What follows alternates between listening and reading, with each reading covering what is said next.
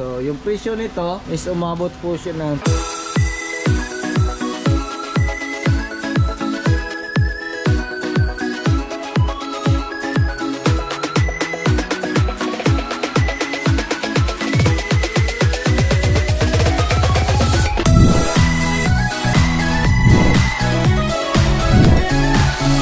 Hello mga kol, welcome back sa ating YouTube channel, Surplus TV. Sa bago lang sa ating channel, huwag kalimut mag-like and subscribe. Click na rin ang notification bell para laging updated sa ating mga susunod na video uploads kayo ito.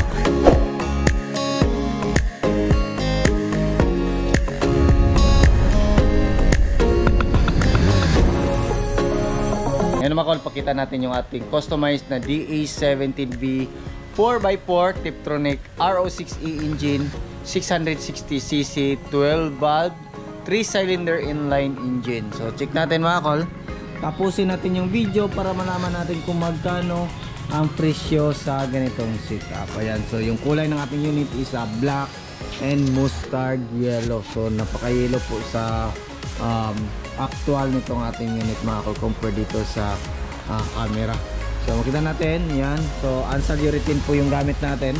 Meron tayong chrome na nilagay dito sa ating hood. So originally po sa mga D17B, birang-bira lang po yung merong original na chrome dito sa ating hood. So nilagyan din natin ng chrome garnish yung kanyang headlight.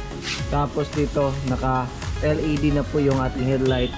Then naka LED na din yung ating park light. So black din dito sa ating mga grills. Yan, makita natin dyan, black yung kinulay natin. Then nilagyan din natin ng customized na fog lamp. So same sa mga DE17W na mga unit. Ayan, so kita natin fully tinted po yung ating unit. So dito rin makita natin auto fold inside, meron natin din retractable po yan. So dito meron tayong 13 inches na mag wheels, brand new po ito mga kol. Then brand new din yung gulong natin. So makita din natin dyan saka fully undercut. So hindi masyado makita kasi madilim na kasi gabi ngayon dito. So yan, kita natin black, then yung half is mustard yellow. Yan, so kompleto po siya sa rain visor. Yan po yung rain visor nya. Then dito naka drum brake. Then sa harap is disc brake po yan mga kol. So coil spring po ito. So dito rin meron tayong customized na spoiler.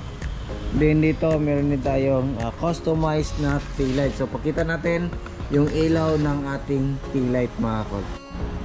So yan po yung tail light ng ating DE17B. So original po nito is dito po yung ating tail light. So nilagyan natin ng tail light dito based sa request ng ating customers.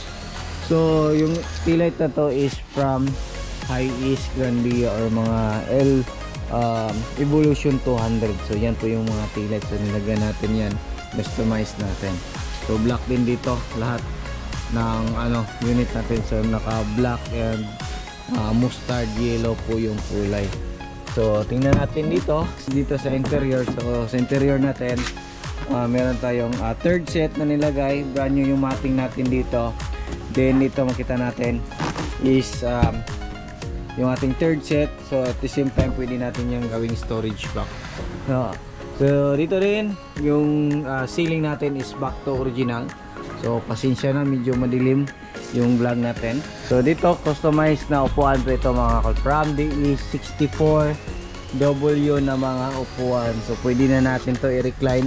Hindi katulad ng original na captain seat sa mga DE17B na hindi talaga marirecline. Ito is marirecline po yung kinustomize natin na upuan. Then pwede din natin to move forward, then pwede din natin maatas. Ulitin ko po, hindi po to yung original na captain seat sa mga DE17B.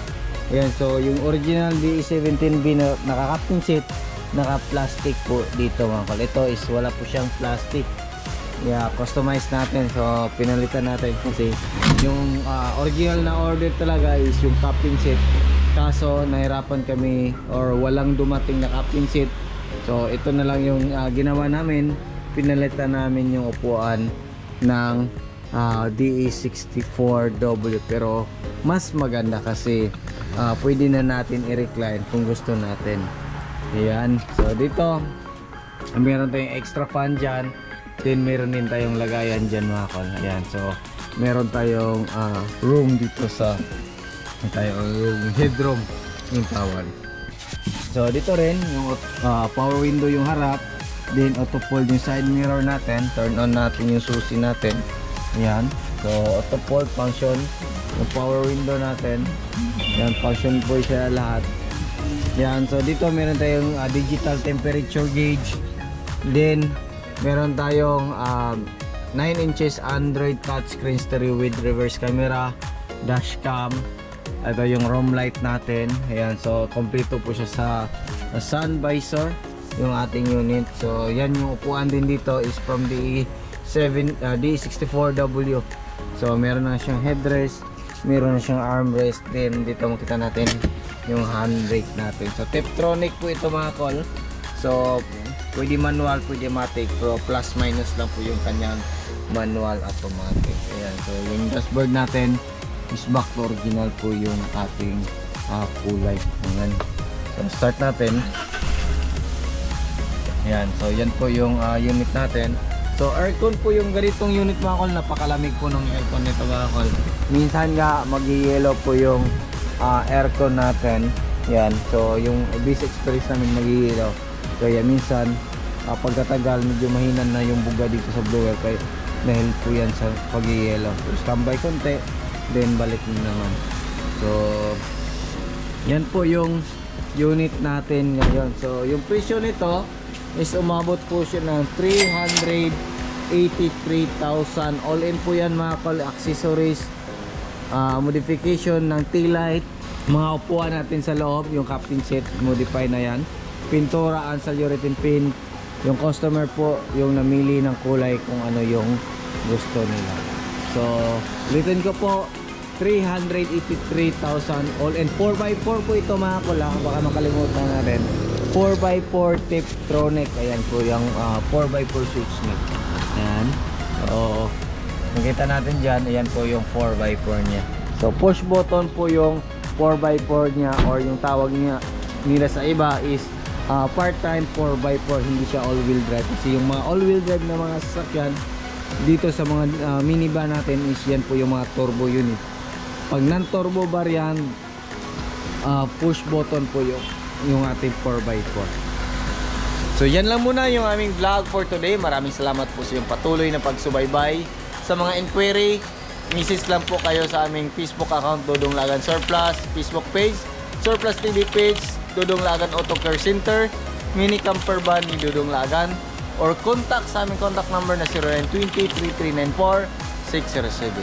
Ingat mga kol, and bye bye. God bless po sa ating lahat.